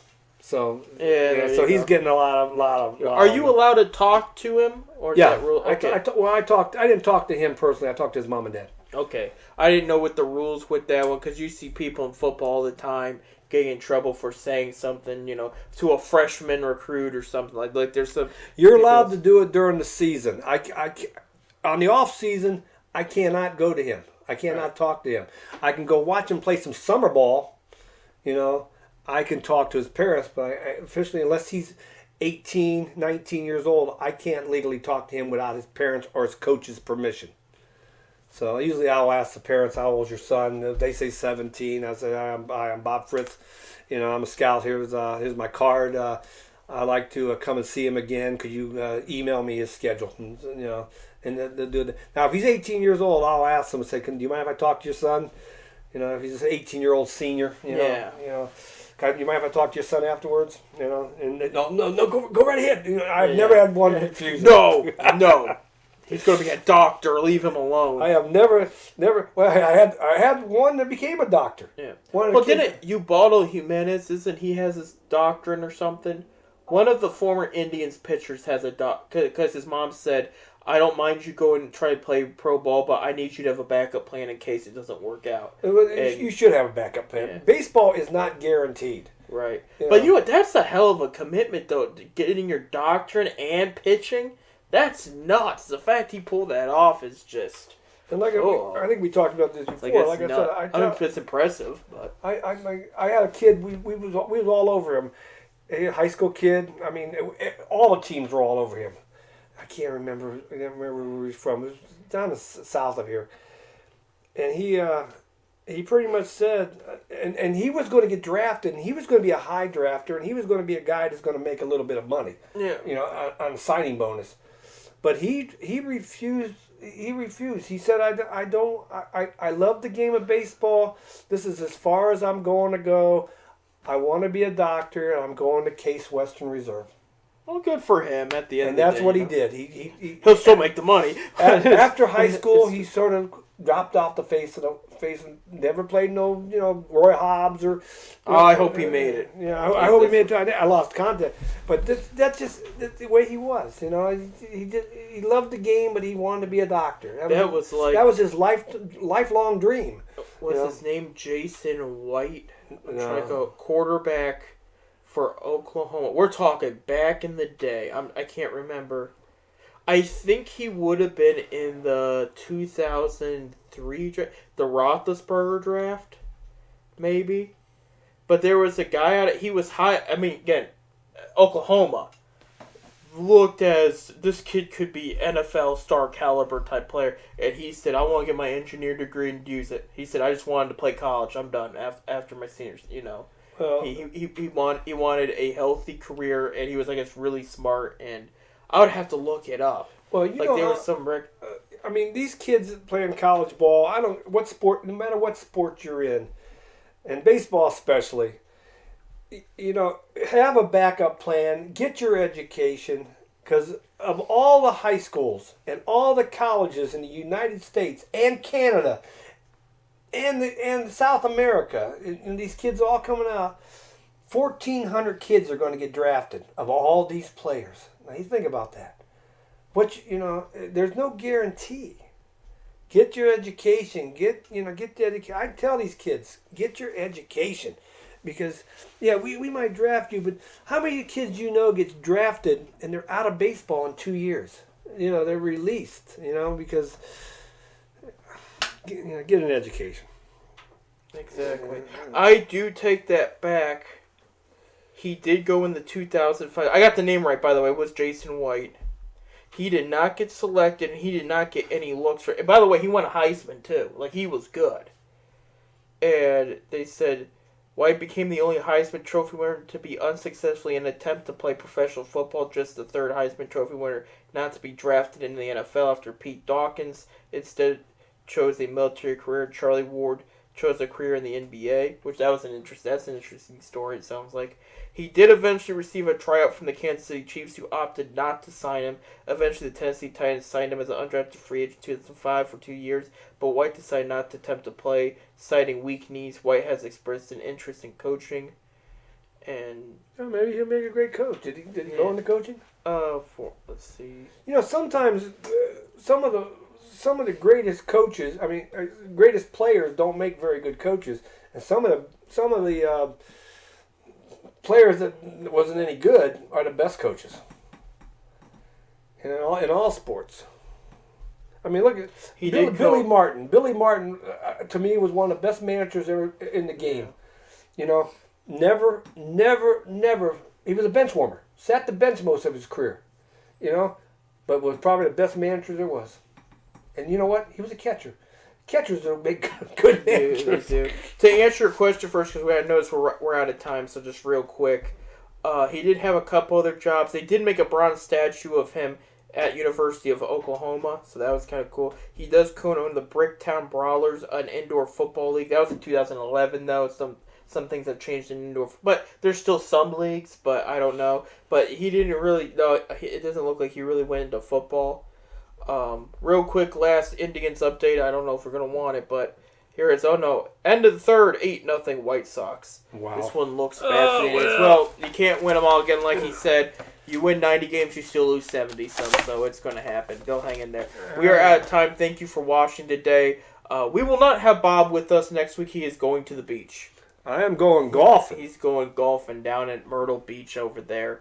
So have fun, be safe, Bob. It should be a good one. So you're retired from a lot of things, not everything. So enjoy it while you can there. So thank you guys for watching. Ted said Beard Eye PolymerCityRecords.com. A lot of good changes coming up for Polymer City Records. We'll tell you more when we know more. Until then, I am Seth. I'm Bob. And go Tribe and Cavs. Good night, everybody. Good night.